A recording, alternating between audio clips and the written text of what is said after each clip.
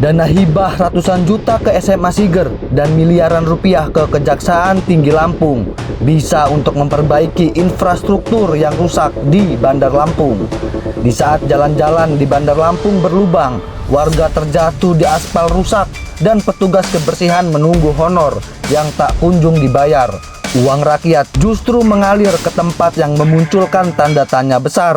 Ratusan juta rupiah dana hibah APBD disebut mengalir ke SMA Siger, sebuah sekolah yang status legalitasnya bahkan masih dipertanyakan. Lebih mengejutkan lagi, miliaran rupiah juga dikucurkan kepada Kejaksaan Tinggi Lampung melalui skema dana hibah daerah. Sejumlah pengamat menilai, anggaran sebesar itu seharusnya bisa memperbaiki banyak hal yang lebih mendesak di kota ini. Jalan rusak, drainase yang buruk, hingga pelayanan publik yang terus menuai keluhan. Namun yang terjadi justru sebaliknya. Fakta yang membuat publik semakin bingung adalah sikap tegas dari Thomas Amiriko, Kepala Dinas Pendidikan dan Kebudayaan Provinsi Lampung. Ia secara terbuka menyatakan menolak perizinan SMA Siger karena persyaratan sekolah tersebut belum lengkap. Ya, poin penting adalah saya sampaikan bahwa kami menolak tegas memberikan rekomendasi SMA Siger terkait dengan izin operasionalnya apabila syarat-syaratnya belum dipenuhi. Artinya jelas, secara administratif sekolah itu belum layak beroperasi secara resmi. Lalu muncul pertanyaan besar, bagaimana mungkin sebuah sekolah yang izinnya ditolak justru sudah menerima anggaran hibah ratusan juta rupiah dari APBD?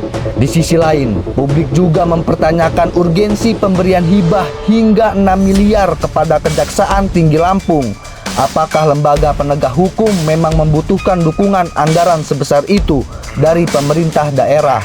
Ataukah ada mekanisme yang tidak transparan di balik keputusan tersebut?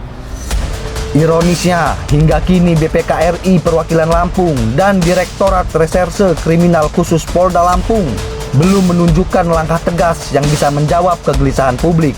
Padahal dua lembaga ini memiliki kewenangan kuat untuk mengaudit, menelusuri, bahkan menindak jika ditemukan penyimpangan penggunaan anggaran. Nama Eva Dwiana, Wali Kota Bandar Lampung 2 periode, terus muncul di tengah pusaran polemik ini.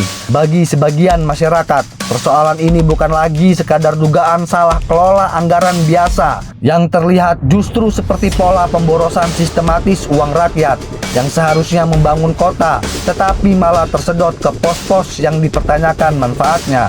Yang membuat publik semakin geram ada satu hal, semua ini seolah berjalan tanpa hambatan. Tidak ada tindak tegas, tidak ada keputusan yang memberi kepastian. Yang terdengar hanya desas-desus tentang backing kuat di balik kebijakan-kebijakan kontroversial. Itu sebuah kekuatan yang membuat banyak pihak memilih diam. Padahal satu hal yang tidak boleh dilupakan, Bandar Lampung bukan milik segelintir elit.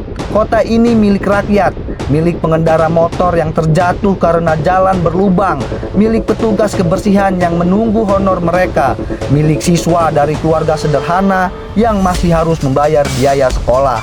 Dan pertanyaan yang kini menggantung di tengah masyarakat sederhana namun tajam. Jika uang rakyat sudah dikeluarkan, mengapa transparansi dan keadilan justru tidak pernah terlihat?